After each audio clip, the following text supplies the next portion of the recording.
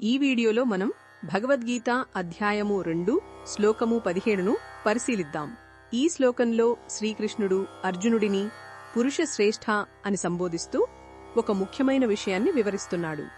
జీవితంలో మనకు ఎదురయ్యే సుఖదుఖాలు, శీతోష్ణాలు, మానవమానాలు వంటి ద్వంద్వాలు ఎవరినైతే చలింపజేయవో అటువంటి ధైర్యవంతుడే మోక్షానికి అర్హుడు అని భగవానుడు స్పష్టం చేస్తున్నాడు.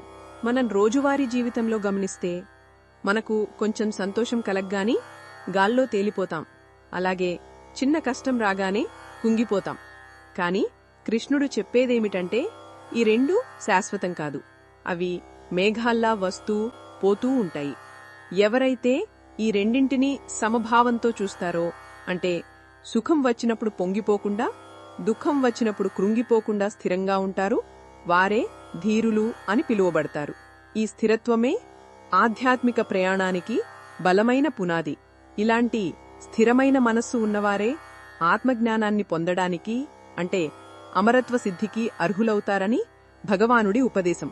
ఎందుకంటే మన నిజస్వరూపమైన ఆత్మ సుఖదుఖాలకు, జనన మరణాలకు అతీతమైనది. అది శాశ్వతమైనది, ఎల్లప్పుడూ ఆనందమయమైనది.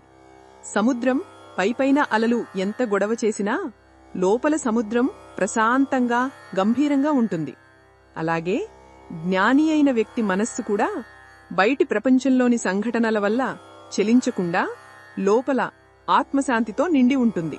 కనుక మన జీవితంలో ఎదురయ్యే కష్టసుఖాలను మనల్ని నియంత్రించే శక్తులుగా కాకుండా మన ఆత్మస్థైర్యాన్ని పరీక్షించే అవకాశాలుగా చూద్దాం. ప్రతి పరిస్థితిలోనూ సమచిత్తంతో ఉండడానికి ప్రయత్నిద్దాం. అదే నిజమైన బలం, అదే శాంతికి, ఆనందానికి అసలైన మార్గం. ఇది ఈ శ్లోకంలోని భావాన్ని వివరించడమే లక్ష్యం. మరిన్ని భగవద్గీత శ్లోకాల అర్థాన్ని తెలుసుకోవాలంటే మా తదుపరి వీడియోలను తప్పకుండా చూడండి.